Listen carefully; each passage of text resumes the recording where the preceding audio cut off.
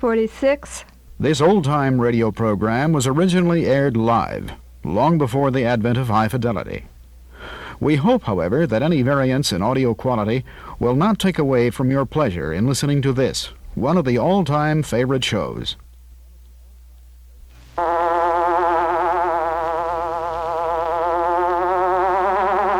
The Green Hornet.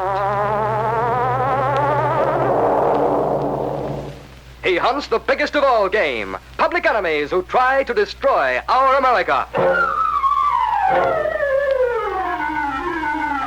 With his faithful valet Cato, Britt Reed, daring young publisher, matches wits with the underworld, risking his life that criminals and racketeers within the law may feel its weight by the sting of the Green Hornet. Ride with Britt Reed in the thrilling adventure of A Matter of Evidence.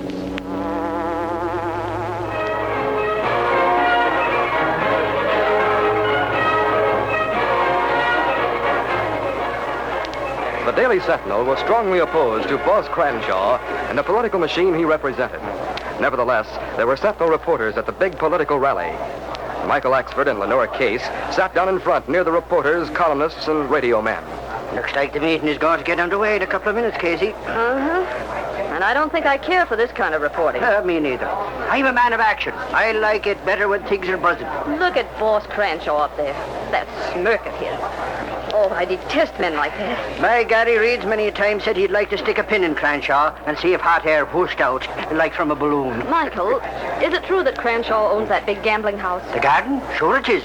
But nothing can ever be proved. I know Commissioner Higgins would like to get the goods on Cranshaw. Michael, look. Huh? Over there in the front row. Isn't that one of our men? Where? That fellow in the light suit. Yes, it is. It's that chap who works in the advertising department. Jim Donald, sure enough. Now, what do you suppose he's doing at a rally like this? It can't be he's backing the Cranshaw machine. Ladies and gentlemen, Well, here we go, Casey. Sharpen your pencil. as chairman of tonight's meeting, I give you that public-spirited individual, that man who is well known for his generosity, for his interest in public welfare, and the friend of the working man. Hogwash. I give you Big Bill Crenshaw. Crenshaw, you're a dirty crook. Michael, look at Donald. Because of you and your crooked gambling games, I've lost everything I have. Hey, he's blowing his top. I swear I'd get you and I'll do it. Michael, he has a gun. Don't shoot, faggot.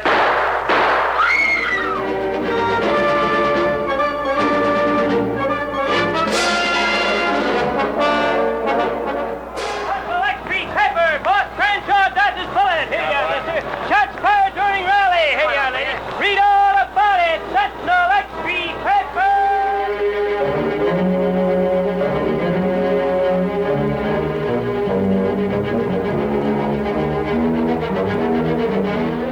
I'm a peace-loving man, but by Gary Reed, I'd sooner see Cranshaw's name in the obituaries than in the headlines. Michael. I know what you mean, Axford. That guy Donald is a punk shot. He missed him by a mile. Men like Cranshaw lead a charmed life. Now, it's too bad Jim Donald is connected with the Sentinel. Cranshaw hates us and all members of our staff. That he does. He'll see that Donald gets the limit. I spoke to your attorney, Mr. Reed, as you told me to, and he said he'd handle the situation. Good. As soon as young Donald is released on bail, I want you to talk to him, Miss Case. Me? But, Mr. Reed, maybe someone with more experience You would wanted to be a reporter. Yes, but I... Talk to Donald and find out why he took a couple of shots at Cranshaw. Well, Reed, we told you he said the Cranshaw had broke him. That's just it, Axford. I want the details, and I think Miss Case can get them.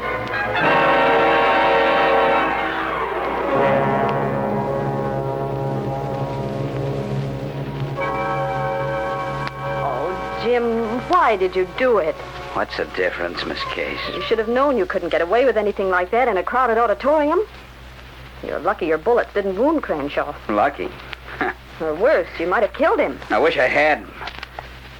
I'll get him.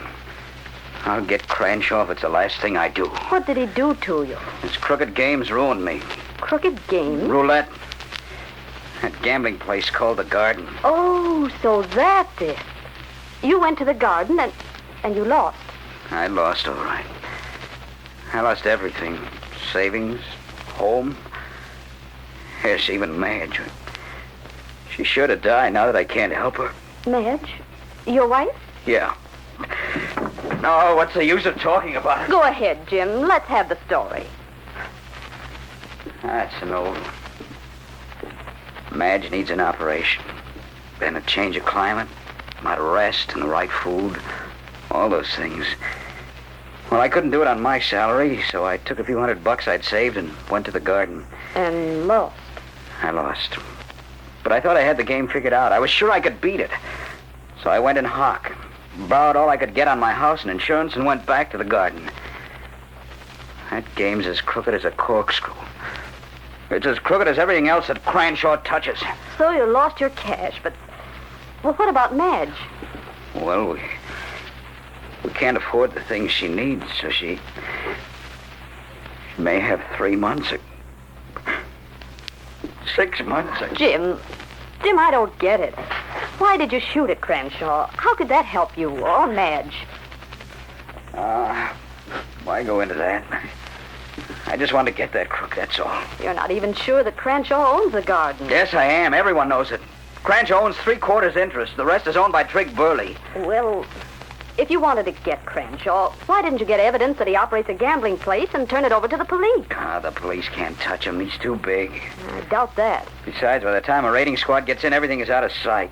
Jim, if you'd only gone to Britt Reed with your troubles. The boss? He has headaches of his own without worrying about small fry like me. I'm just... That is, I was just a cog in his machine. Oh, is that so? Well, he posted your bail. And he hired lawyers to handle your case. Look, Miss Case, what happens to me doesn't matter. I'm washed up. Tell Mr. Reed not to bother about me. If he wants to do something worthwhile, he can go after Boss Cranshaw. Like you did, I suppose. No, Reed doesn't need a gun. He's got power and influence. He should be able to find some way to put Cranshaw out of business so other chaps like me won't get in a spot like this. Jim, Mr. Reed is thinking along the same lines. Huh? Do you know where he is right now? Well, how would I know? He's at the Civic Club with Police Commissioner Higgins. They're meeting to discuss Boss Cranshaw. Why are you and the police so helpless? Is Cranshaw bigger than the law? You know the answer, Britt. It's the old story of securing evidence that'll stand up in court. In the first place, Cranshaw has a pipeline into most of the city departments. He gets an advance tip-off on a raid. Yes, but if... Even he didn't have a tip, the raid would be ineffectual. The raiding party would have to go through the restaurant and a corridor behind the restaurant to reach the gambling room. By the time they got there, they'd find nothing but a few people gathered around small tables with refreshments. I get the gambling equipment out of sight, huh? Yes. Also, some of the patrons through a concealed door. Suppose the police were to attack very suddenly through that door. We can't locate it. What is it, Joe? A message was left at the door for you, Commissioner Higgins. Well, thanks, Joe. Excuse me, Britt. It may be urgent. Well, if it is, we can continue our discussion another time. There must be some way to get evidence against the garden and prove that Cranshaw is the owner. Well, this is interesting. Huh? Cranshaw has been at headquarters, demanding protection. He has the audacity to make demands on the police? He has a threatening letter. He's very much concerned about it. I'm glad to know that he can be worried. Apparently, he's very worried. He has requested a 24-hour-a-day guard. How was this threatening letter? Was it signed? Oh, yes. Yes, Britt, it was signed. As if you didn't know. It was signed by the Green Hornet. So Cranshaw is afraid of the Green Hornet. Well... During the next few days, Boss Cranshaw had a police escort when he left his home, and a guard when he remained inside, and more threats from the Green Hornet. Another letter. Look at this, Burke. Another threat from the Green Hornet. Now, Mr. Cranshaw, you needn't get too excited about what he says in those letters. I tell you, Burke, I'll not tolerate these threats. Is that your front door, Bell? Wait, Burke. You stay here. There's another policeman on duty near the door. All right, Mr. Cranshaw. Take it easy. I'm not leaving you alone. The door. Who is it? Burke, there was a special delivery letter for Mr. Cranshaw. Tell him to slide it beneath the door. Slide it under the door. Right. I'll get it. More threats. Burke, you open it. By golly, Mr. Cranshaw. You sure are letting the Hornet get under your skin. Go ahead, open that. See what it says. You seem to take it for granted it's another threat from the Green Hornet. Why, is it? Yeah. just like the last one. How much longer is this going to go on? What's the Hornet trying to do? What's his game? Oh, golly, Mr. Crenshaw. Don't argue with me. Go to that telephone and call Commissioner Higgins. Tell him that I demand the immediate arrest of the Green Hornet.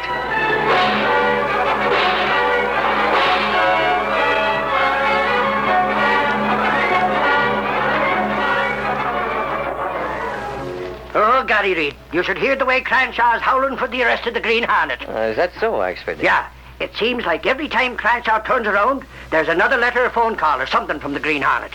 2 or 3 letters every day, and phone calls at all hours of the day and night. Oh, what's being done about it? Well, the cops have got the dragnet out looking for the Hornet. But golly, Reed, what good does that do? How do the cops expect to catch the spalpeen? Even I can't catch him. Crenshaw is worried? Worried? Oh, golly, according to Burke, he's plenty scared. I see. I wonder what the Green Hornet is going to do next. And I'm not the only one that's wondering. Burke is wondering, and so is Cranshaw, and so is Commissioner Higgins. Yeah, Axford. And I'm wondering, too.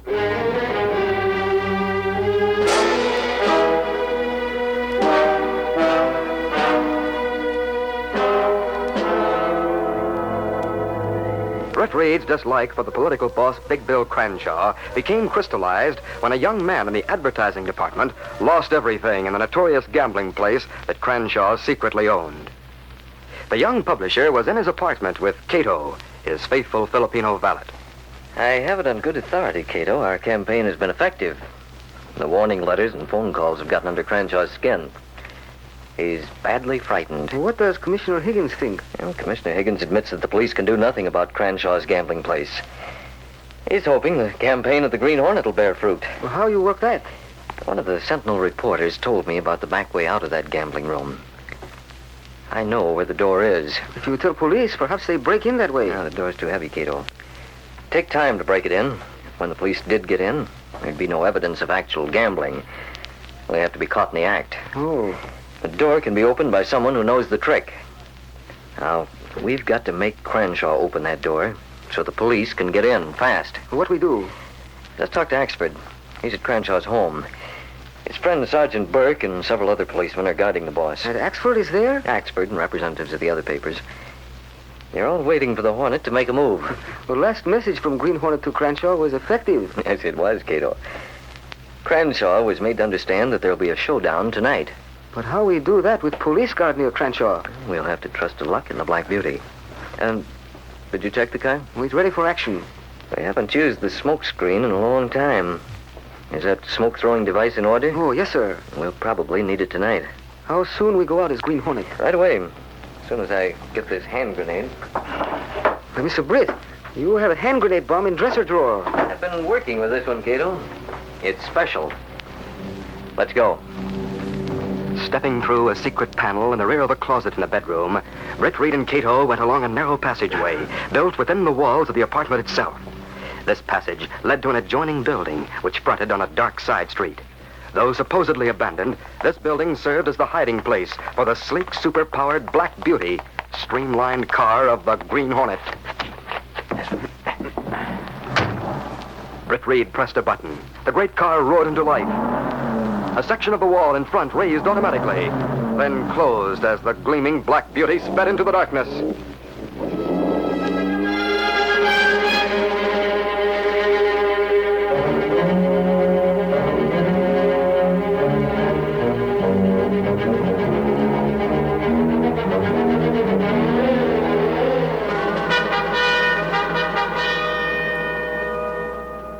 This concludes the first part of this cassette. Please turn the cassette over and begin again on side 2.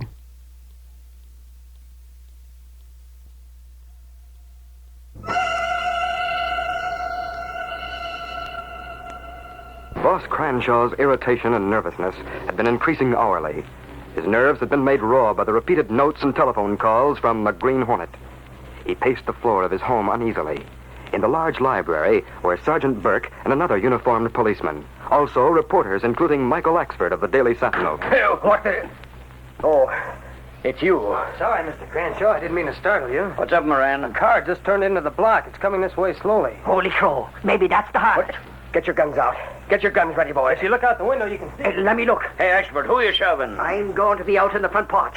I'm going to be ready to take a shot at the tires of that car if it proves to be the Hornet. Here it comes. Hey, whoever's driving, he's throwing a spotlight on the house. Hey, look. Something's coming. The window. What is it? Get back. Get out of the way. Looks like a bomb. A bomb! Bert, we're on! All of you! It is the Green Hornet!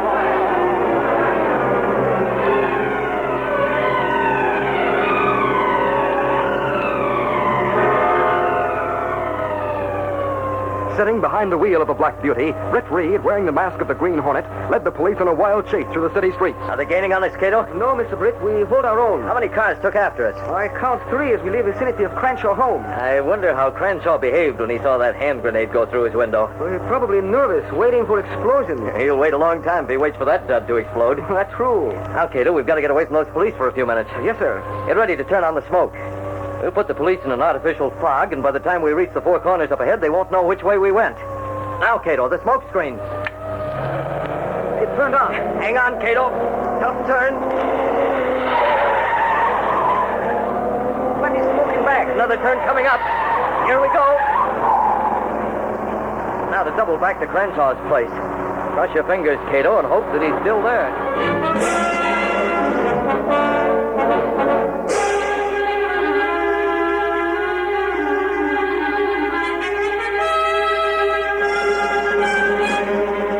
One guard had remained with Cranshaw when the other policeman and the newspaperman left in pursuit of the Green Hornet. Are you sure that bomb won't go off? Of course I'm sure. You can see for yourself the pin hasn't been pulled. You can relax, Cranshaw. Relax. With all your vigilance, the Hornet would have blown up my home if he'd pulled the pin on that bomb. He won't get another chance. The boys will run him down. Yeah. Wait a minute. Huh? Quiet. I heard something. Some of the boys might have returned. I'll go find out. There. Mask, I'll get The you. Hornet. I'll get it. Take it, cop. Why, you... Oh, wait, don't shoot me. Don't use that gas on me. Shut up, Cranshaw. You'll get worse than the guard. Come with me. Let me go. Where are you taking me? Come on. I'll give you a chance to save your neck. With the guard unconscious on the floor, Cranshaw struggled feebly in the iron grip of the Green Hornet. He was fairly dragged from the house to a black car that waited in the driveway. The man at the wheel was masked. Get into that car. Police. I hear them. You can't get away with this. Police lost ground fumbling through a smoke screen, but they'll be after us again. Go straight ahead. Drive through the fence at the rear and cut over that field to the next street.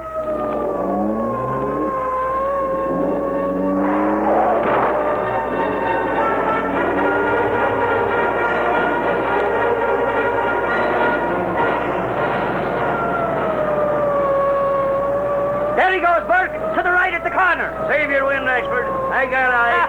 By golly, it's like old times to be chasing the Green Hornet. Reed and everyone else said there were no charges against him. But you just wait, Burke. There'll be plenty of charges in after this night, and Cranshaw will make them. Slip on the gas. Keep that car in sight.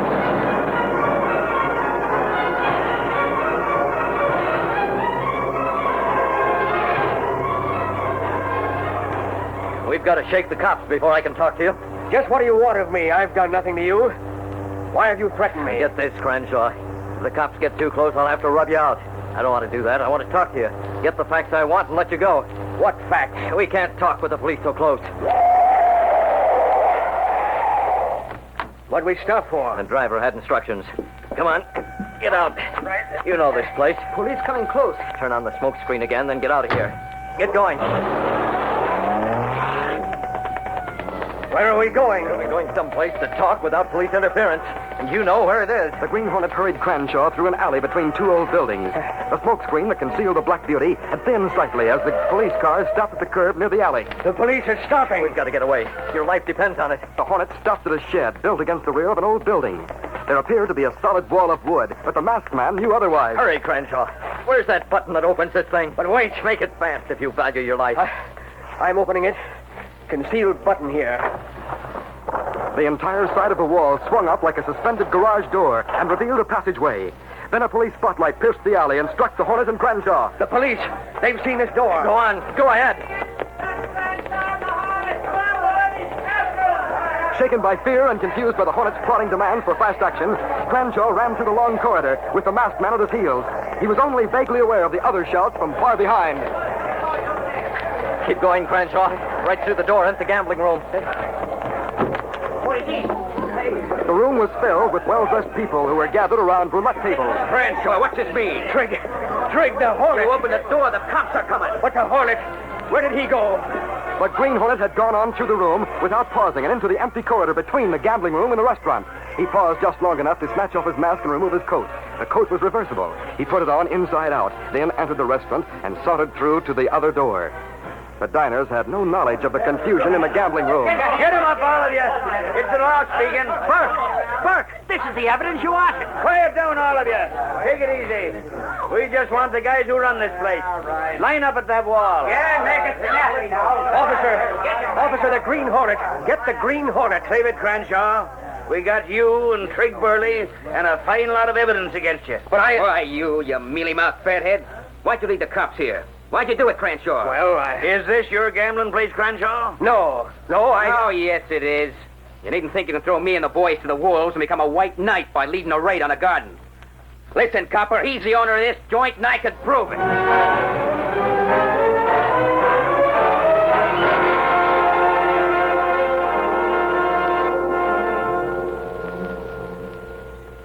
It was easier than I'd hoped, Cato.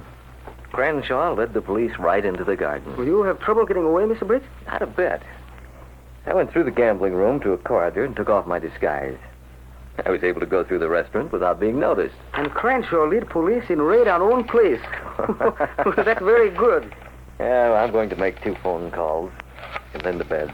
Will you dial private number of police commissioner? Yes. Then I'm going to call Jim Donald and tell him to watch for the next edition of the Daily Sentinel. You think he'll go to prison? Perhaps for a short time, but we'll hold his job for him and we'll see that his wife gets medical care. After all, Cato, it was a public service to put Boss Crenshaw out of business, and Jim Donald is the one who started it. Hello, Commissioner. Britt Reed calling. Oh, you've heard about it, Then you won't need to wait for the headlines. Yes, I suppose I have gotten several policemen somewhat steamed up, but I'm interested mainly in what the police commissioner thinks of the Green Hornet. How you doing, huh? Well, that's all that's necessary. If everything is okay with you, I'm satisfied.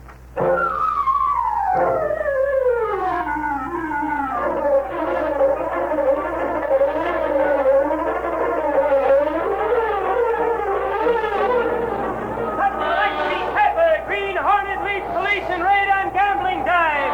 Crenshaw named gambling operator. That's no extra pepper.